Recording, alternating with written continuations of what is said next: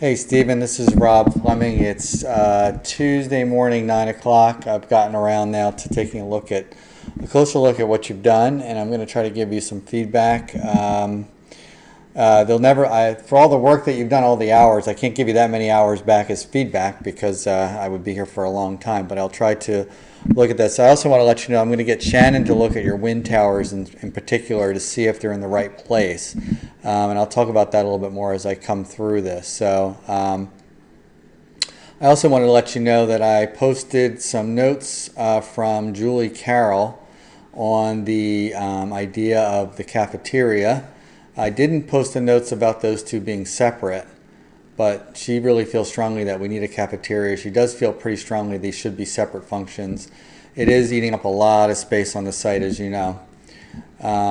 Yes, I see you're doing that. Gymnasium situated northeast, right? Good. Classrooms oriented, good. Step form creates interior gathering, good. Incorporation of wind towers, maybe. We got to look at that. Creation of enclosed courtyards, very good. Okay. So this is your site plan, and I want to make a couple of comments about the site plan. And one of the things that is sort of the drawback of such a big building on such a small site is that, and you know this more than I do, is the playground space is pretty limited, and you've got these little pointy guys coming into that. So it doesn't lend itself very well to public playground. At this point, I don't think there's really much you can do about it. I think it's something we have to accept.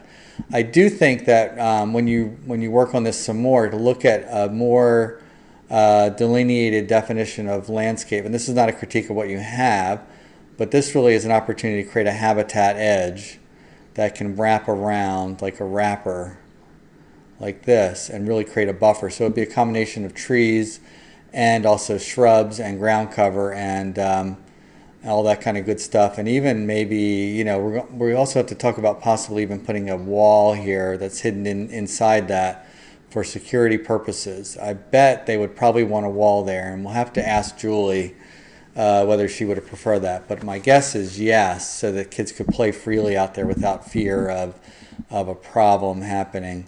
And the pond itself is probably relatively small.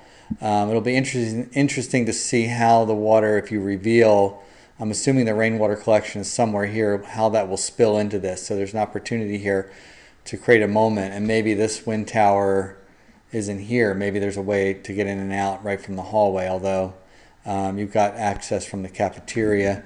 Probably want to I'll get into the plans in a minute. As far as the site goes, you're obviously an architect who knows how to get things to work on site, and I probably have already directed some students to look at what you got. I noticed that you don't have a through here, so I realize why you did that, and it actually solves a lot of problems to have a turnaround here. And, you know, as far as trucks go, I wouldn't worry too much about, you know, having big Mack trucks pull up. I mean, this is a pretty small elementary school, so vans and small trucks do pull up with materials. It's interesting, this little zone here, I guess that could be green space, but I'm wondering how architecturally that corner could be better celebrated. You've got the entry properly back here coming into the lobby, which is going to allow you some ability to cut off the project and let it function at night. But in the meantime, I still think that architecturally there may be something you need to do to announce the building. I mean, I kind of like the geometry of the wind towers, so I actually imagine another wind tower here on the corner. I know you're tight on space, so I can't push too hard for these kinds of things. And I think that the office location is good. I'll get into the plans in a minute. And this is kind of going to be a question mark that I'm going to ask you about. But that's a little bit of feedback on the site. And I guess, yeah, you do need this kind of hard buffer line there against whatever happens on this property here. Okay. And by the way, thank you for the north arrow and the scale and the labeling of roads. Makes it very easy to understand what's going on. Let me move on here. Okay, so I talked to Kaya a little bit about this facilities management. I'm wondering how much of that should have such a prominent role in the floor plan. You've got some of your facilities management all the way over here, and one of the things that I thought you could begin to do is look at a basement opportunity maybe underneath the courtyard that could have your mechanical spaces that would allow you then to feed mechanical through crawl spaces to get to all of these spaces. Now, I don't know if you're doing geo-exchange, and if you are, in that case, you're going to have another closet for each one of these classrooms. Now, your classrooms are large, as we discussed before. So if I end up having to, for example, take a closet out of each one for geo-exchange air handler, and Shannon can tell you more about how that works.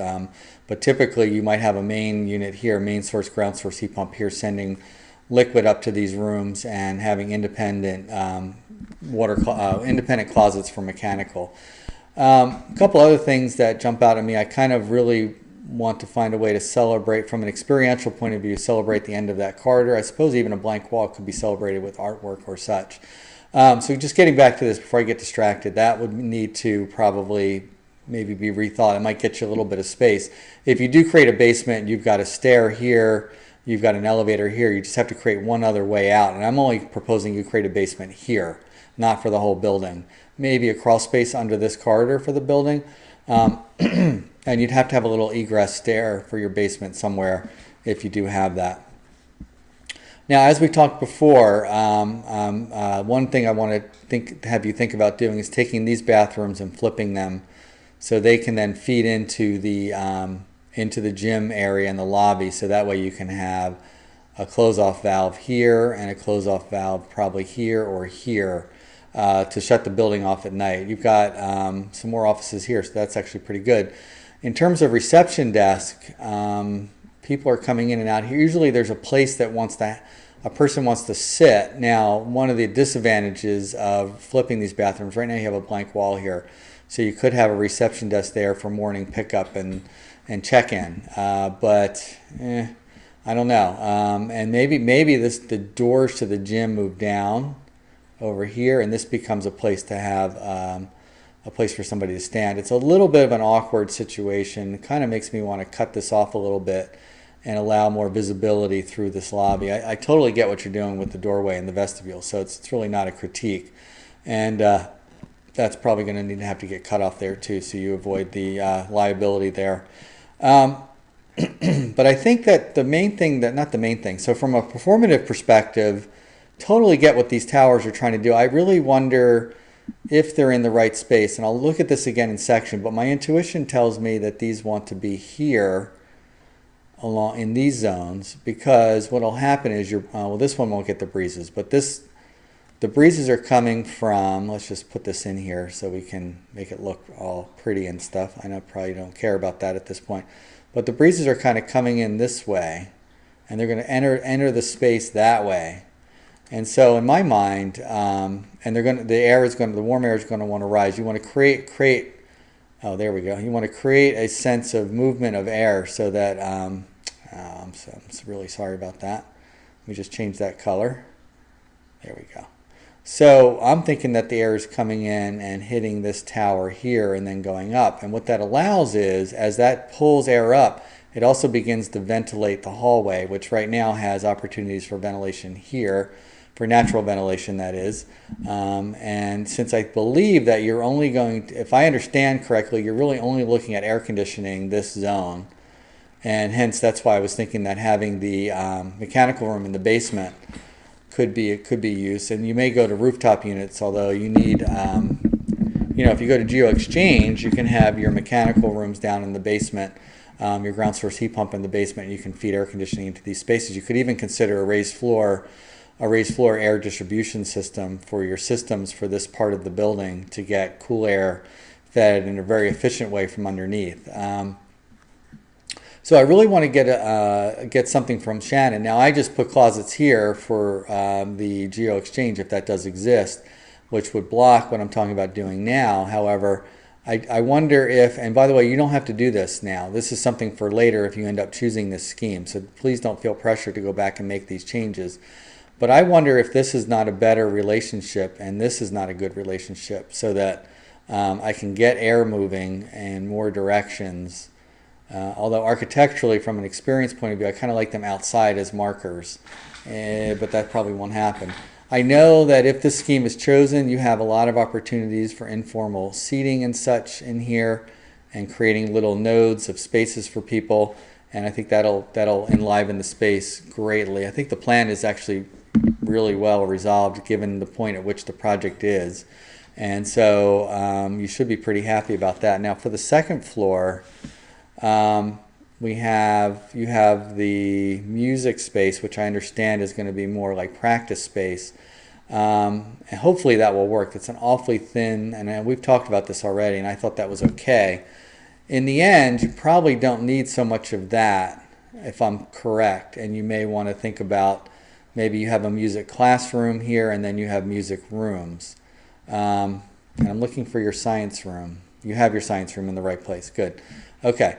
Of course, this is a great opportunity here, having that open to below. And I'm looking at your hallway here. It comes over. It's a little hard to tell what's going on. I guess this is the library. I see a mixture of a first floor and second floor plan. So I'm assuming that there's probably a door here and that all of this is library, which then can egress out that way. And that then can look into down here, I suppose, if you wanted to. This stair has to get outside on the first floor, and you kind of have that there. So you're actually got a lot of good things worked out. You should be pretty happy. I would be happy if I were you. I'd probably be sleeping pretty well. And so the library has this opportunity to, you've got your east light coming that way, which you don't want. You want heavily shaded south light. In this particular case, you don't mind north light in the library. So a little bit of consideration there. You have a cafeteria roof, which is either going to be PV or green roof. And if it is a living green roof, you can get access out to that roof from this corridor, which would be great. And the other thing, it's too bad you don't have more space, because one cool thing would be to actually take these towers and sort of slot them like this instead of making them square, slot them in there, or even pull these apart a little bit so that you can get some more openness from the corridor. I mean, it's not a bad thing to walk down the corridor and then come into the classrooms and have a view out. So I think that's fine. And the corridor gets a lot of light from this point right here, and it gets a lot of light from here. From an experience point of view, it looks like this would be a delightful school to inhabit, and I believe you have an opportunity to get some pretty high performing building. So especially if you're not going to do AC in these zones here. And cafeteria, I don't know if you're going to do the cafeteria. One way to get the cafeteria smaller, and we can ask Julie about this, is have a staggered lunch hour. So this can have one half of the school in there at one time and the other half of the school at another time. I know that's the way they do it at my daughter's middle school, and it seems to relieve some of the congestion and give students more space. So that's pretty good. Then looking at your three-dimensional forms, I appreciate the way that you spent time to break up and create unique roof forms that, I don't know. I think it's good to do that architecturally from an experience point of view, but I have a feeling you're going to want this to be a flat roof. Whether or not you're going to do growing vegetables on that roof or whether you're going to put PV on that roof, clearly. And that was the other reason I wanted to talk about moving the towers inboard, because then your solar, which I'm assuming is going to be here, is going to be free from that shadow. Because if you know, there's a lot of solar arrays work in serial connections. So if you shade one panel, it tends to knock out a whole line. So, and you're not really going to be able to get any solar here. You certainly can get solar here. Now you're not going for net zero. So you have the advantage of only trying to get the LEED platinum points for renewable energy. So you probably would get a lot of your energy here. I think you're going to need more than that to even get to the points that you were hoping for. From a form generating point of view, maybe this could also rotate, which would be kind of interesting. I'm trying to draw that on a rotation, but not working.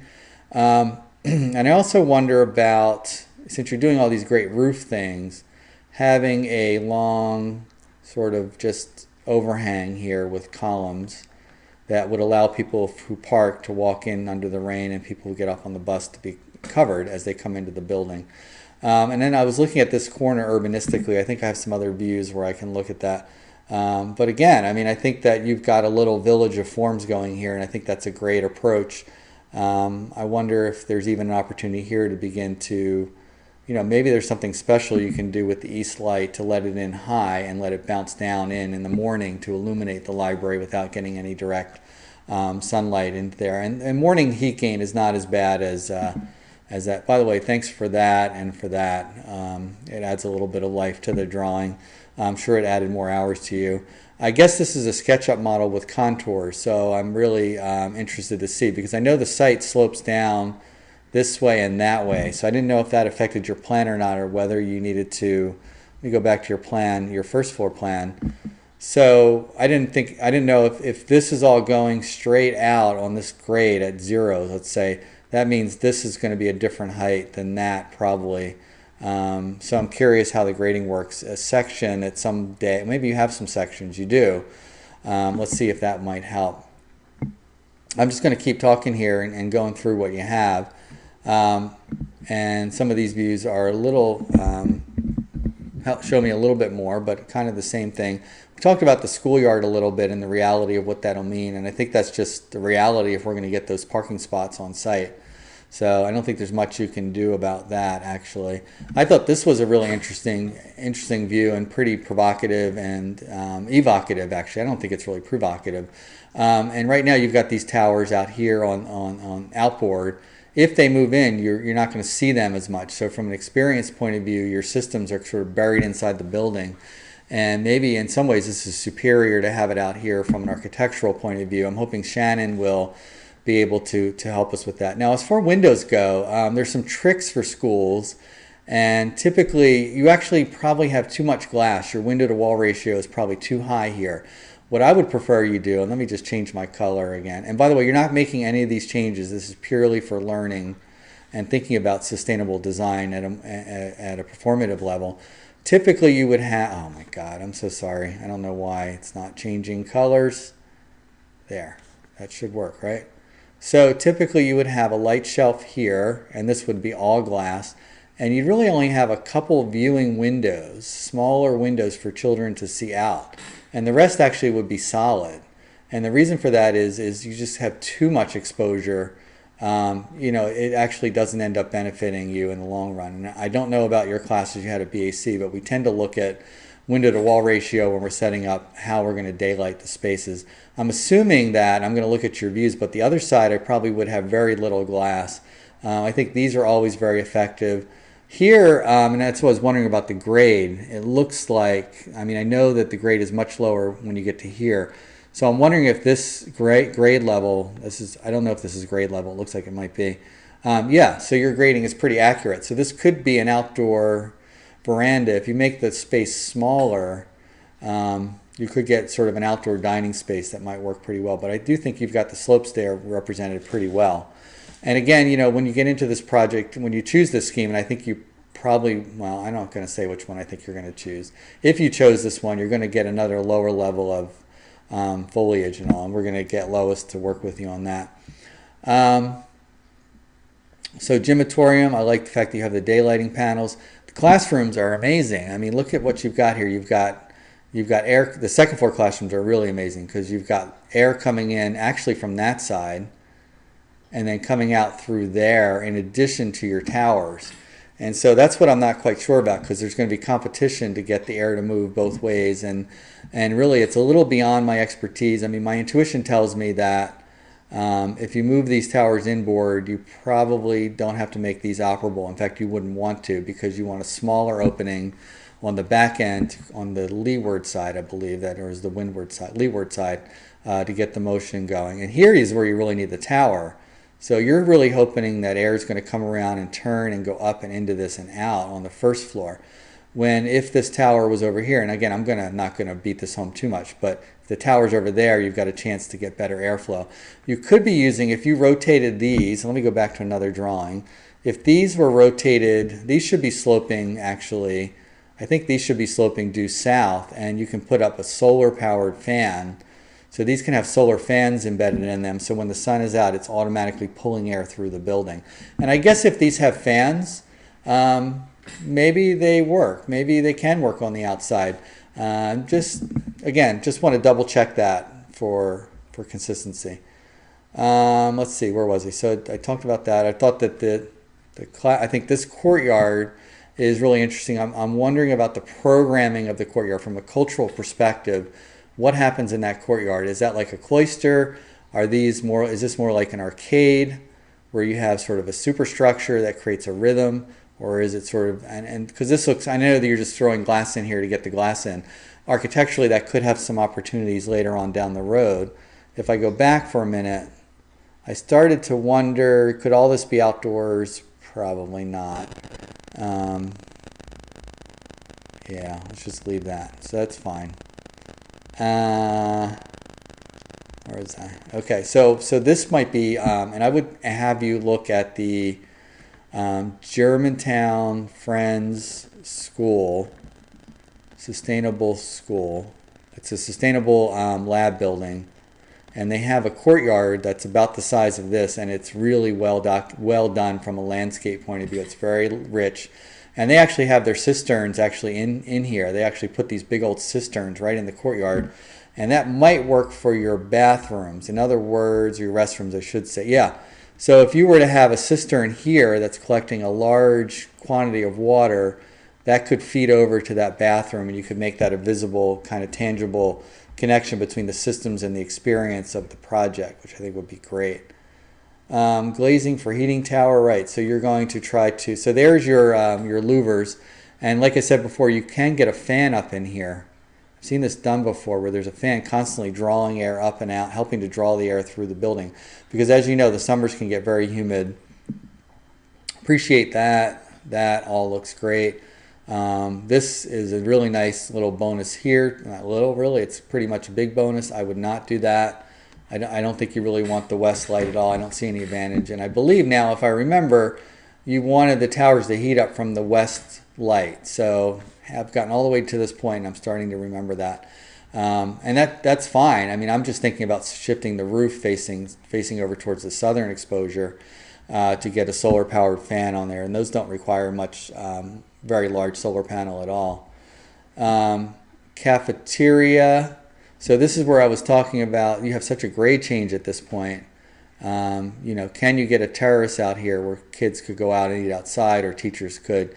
And now you have all this found space here because this is at grade. I mean, the other thing I thought about, and again, this is all feedback. You're not supposed to act upon these. You're not supposed to do all these. I'm just giving you all my reactions to your project. I mean, one thing that's kind of interesting about your project is if you wanted to, I don't know if you should do it, you could begin to step the building down like this with ramps. So the actual building begins to step down, and that gets this building could actually get all the way down to grade. Now that's a nightmare, as you know, architecturally, but from an experiential point of view and connecting someone to the contours of the site and the systems of the site, it can be a very powerful kind of gesture. And again, this is 1 foot. These are 1 foot intervals. I don't know, something to think about. I think it would make things much more complex to build and all that. I'm just going to keep going here. I'm getting near the end on this one. But I think that then brings this down more to the level of your pond and everything, and gets a nicer relationship. The fact that you have glass here at the bottom is nice, so I can look down and see that. I will look at Andrew Pogon and KTA's project at Sidwell Friends to see how they used the rainwater collection, not only just for rainwater, but also for toilet water or black water. So this could be a real collection zone here. And it doesn't seem like you have provision for growing vegetables and stuff, so it's kind of why I wanted to think about bringing this roof flat and getting some use out of it. In fact, even having it lower, where on the second floor I could get onto this roof and begin to do stuff with that. But that's not a requirement, it's just a suggestion. And again, facilities management, I think we got to go back and look at the program, because I don't know if you need that much square footage, and the kinds of things that would be in there seem ill-suited for such a prominent place in the plan. Certainly a mechanical room wouldn't have a nice double height space like that. So we need to take another look at that. We talked about the classroom, the wind tower, elevator again, thinking about that being rotated just to kind of keep things going. By the way, I also appreciate that. Did you build this SketchUp model, or was this the one that we gave you? I don't remember. So a lot of good things going on here. And I also thought that the design of the forecourt is good. I noticed that this is a blank wall, which it should be because it's facing west from a performative standpoint. So is there actually too much glass here facing north? Maybe. Maybe you could do something a little bit more, maybe. And I know you're just throwing glass in right now, so I'm not going to really critique that. And I did want to talk one more thing about the corner. I do wonder about how we can begin to deal with the corner or take advantage of this corner opportunity. I think something needs to happen there. There's a really nice gym that's done by Bolin, Sawinski, Jackson in Philadelphia, also at the Germantown Friends School. And they have some corners that they break down and have openings in for the public to come in and use. It's actually pretty sophisticated design. Hope that helps, and I'm going to go now and open up your other scheme, which I know you love, and I know you must be in love with. You spent some